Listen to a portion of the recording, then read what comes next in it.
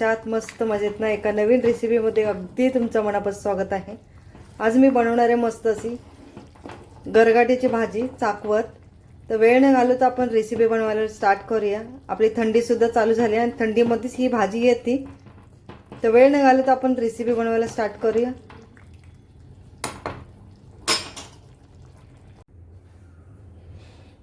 आज मी बनवणार आहे मस्त अशी चाकवताची भाजी. थंडीचा महिना चालू झालेले आणि थंडीच्या दिवसातच ही भाजी येते. ही बघू शकता, धुवून साफ करून ठेवलेली. आता हिला बारीक छान अशी चिरून घेणार आहे.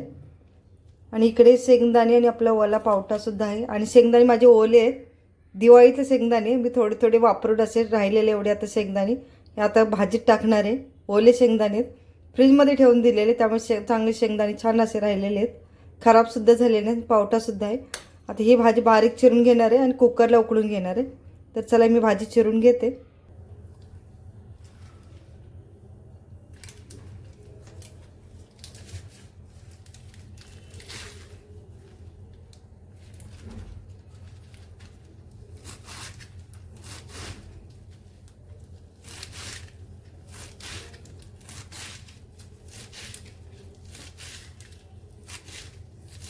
छान बारीक चिरून घ्यायचे.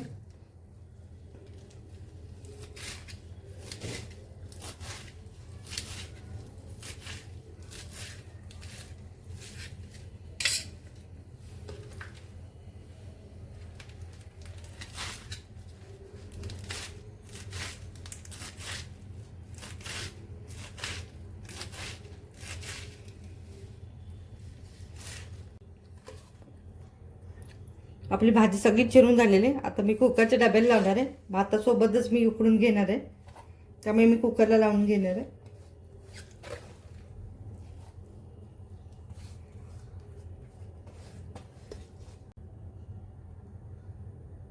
डब्यात भाजी घातलेली आहे. यामध्ये आता वरून पाणी घालून घेणार आहे. यामध्ये चटणी सुद्धा लागलीच तिखट घालणार आहे. तेवढं आपल्याला लागणार आहे तेवढं तिखट टाकायचं.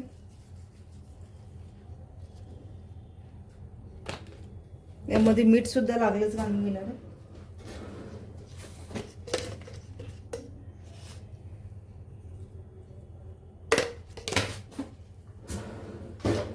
मिक्स करून घेते. सगळीकडे आपले तिखट मीठ भाजीला लागेल. तर यामध्ये वाटी ठेवून देणार आहे. काय होतं, भाजी आपली शिजली की नंतर आपल्याला ही भाजी हाताने कुस्करून बारीक करायचे. त्यामुळे शेंगदाणे किंवा पावटामध्ये आला की बारीक करता येत नाही, त्यामुळे मी ही अशी ट्रिक केलेले. आता चला मी कुकरला लावून घेते. बघू शकता यामध्ये ज्वारीचं पीठ सुद्धा टाकलेले आहे आणि शेंगदाणे आणि आपले पावटे छान असे चमच्याने मी बारीक करून घेतलेले. आणि यात ज्वारीचं पीठ टाकलेलं आहे. ज्वारीच्या पिठाने छान टेस्ट लागते. आणि हा आपला लसूण सुद्धा कुटून घेतला. आता भाजी फोडणीला टाकूया. तेल टाकलेलं आहे, जिरं टाकले. आता लसूण टाकून घेणार आहे.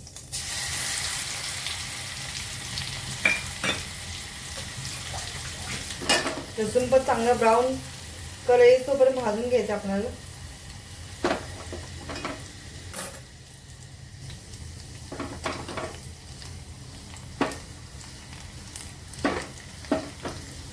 लसूण आपल्याला चांगला भाजून घ्यायचं आहे, तरच ती भाजीला छान अशी फोडणी बसते. आणि लसूणचा वापर जास्ती करायचा.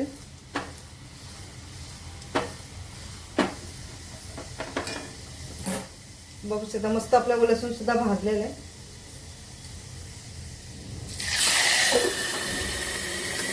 हा मस्त वास आलेला भाजीचा.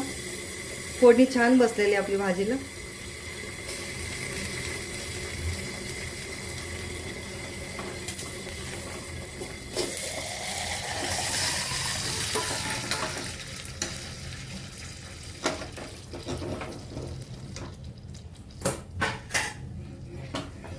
मीठ टाकलेलं आहे, तिखट सुद्धा टाकलेलं आहे, त्यामुळे मी आता काय मीठ वगैरे टाकणार नाही.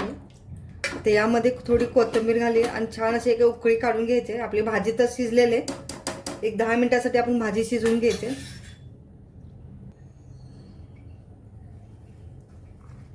चला आता वरून कोथिंबीर टाकून घेऊया.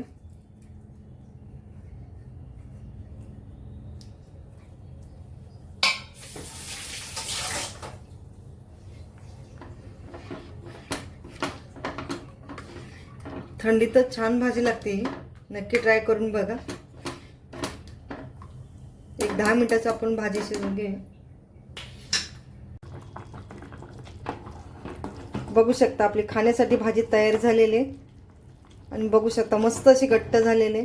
त्या भाजीसोबत ज्वारीची भाकरी किंवा बाजरीची भाकरी छान लागते. आणि जिरा राईस तर उत्तम मस्त लागतो. जिरा राईस आणि आपली गरगाट्याची भाजी.